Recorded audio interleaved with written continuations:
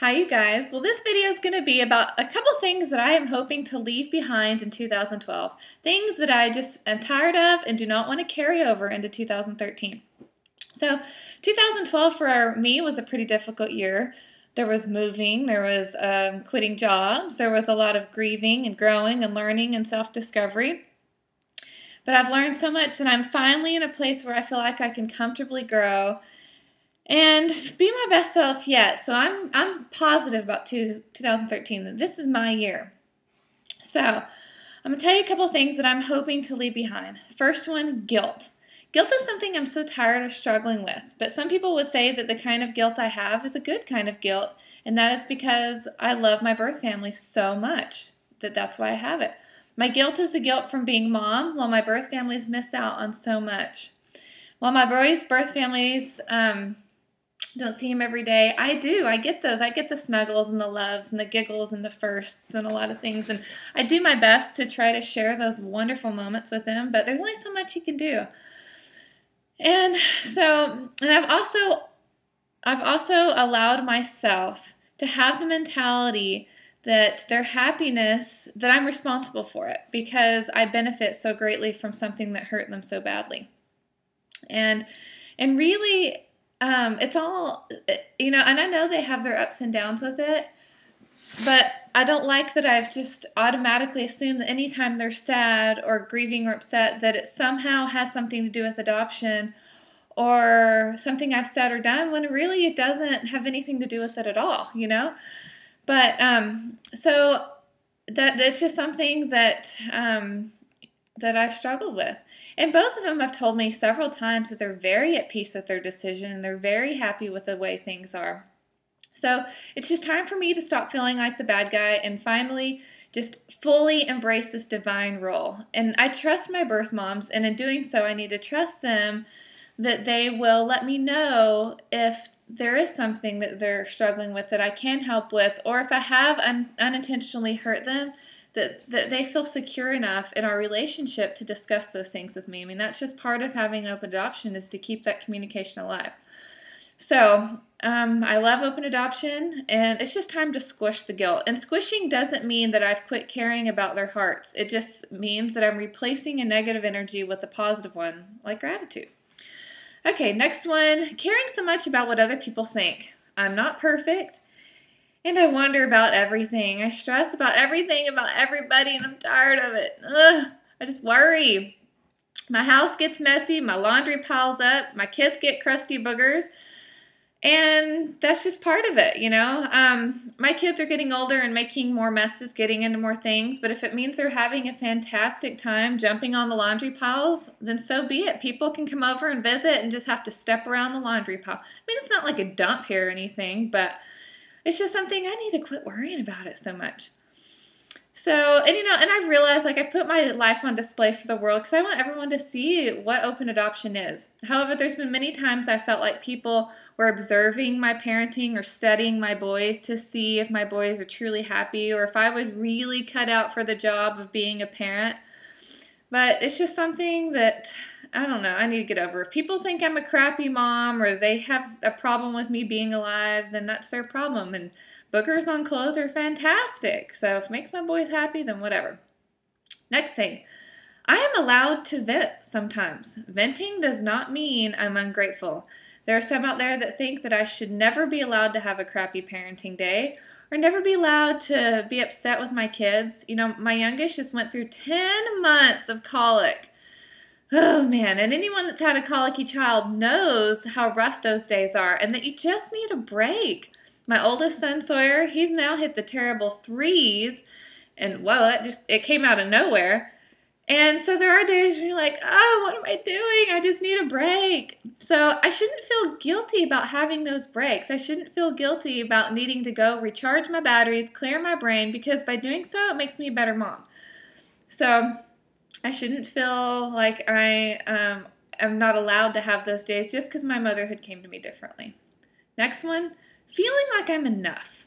I struggle with wondering if I'm a good enough mom to my boys, a good enough wife to my husband, and I wonder if I live up to the type of mother my birth parents hoped I would be when they picked me to be their boys' boys' mothers. So I sure hope they do. My boys seem happy and they're loved by lots and lots of people.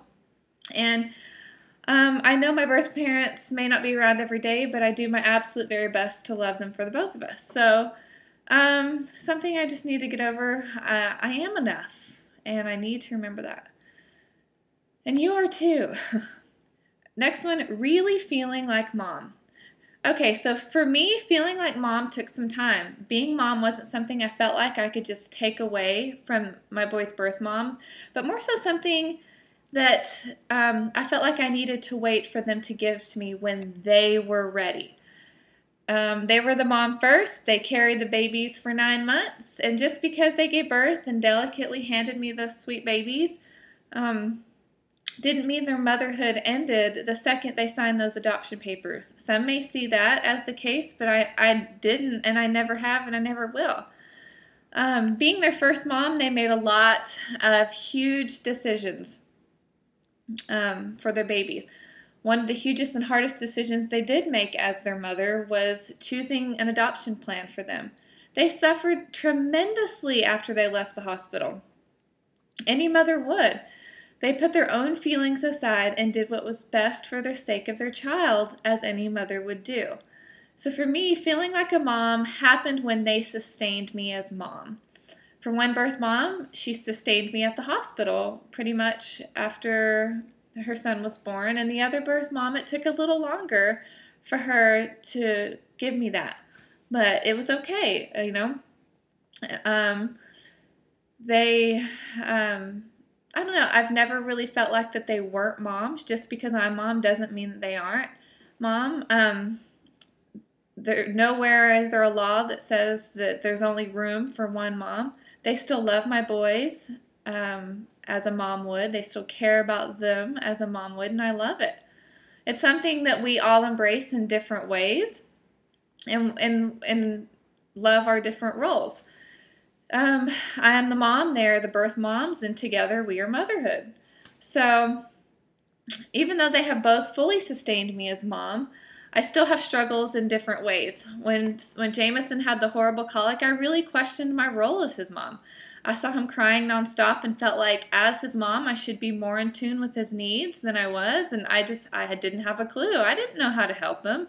But it was nothing I could have done. It's just something that he had to outgrow. So, but in doing that, it took so long that it made our bonding delay a little bit, but every day has gotten better, and I love that little man.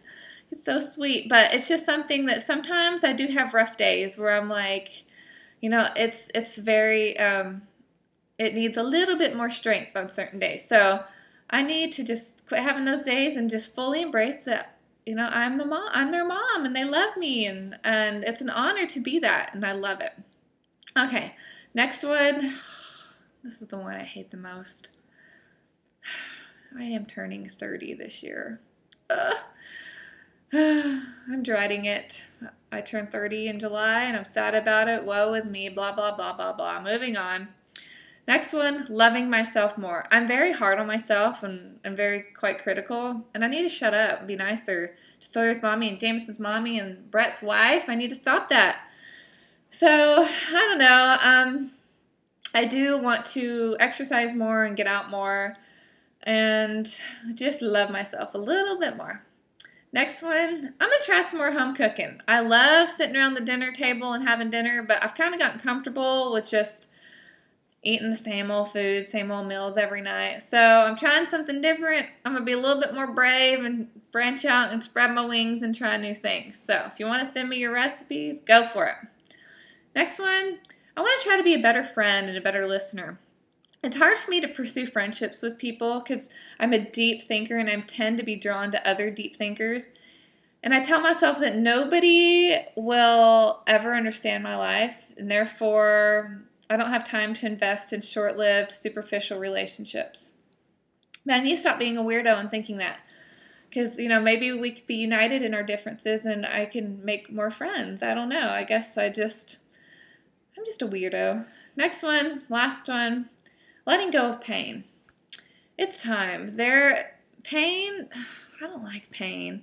There's a lot of things in my life that I've held on for far too long. There are trials that I've had that were the worst, and grudges that I need to let go of. There's things that I've done that I deeply regret, and I need to forgive myself for them.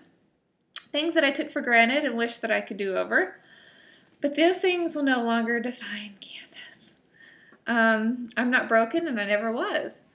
It's taken a long time, but I can finally see why some of the things that I've been through were so necessary. I've seen myself grow in ways that I never thought I would, and it's just been really good. So I'm letting them go. I already feel better. Goodbye, crappy times of 2012.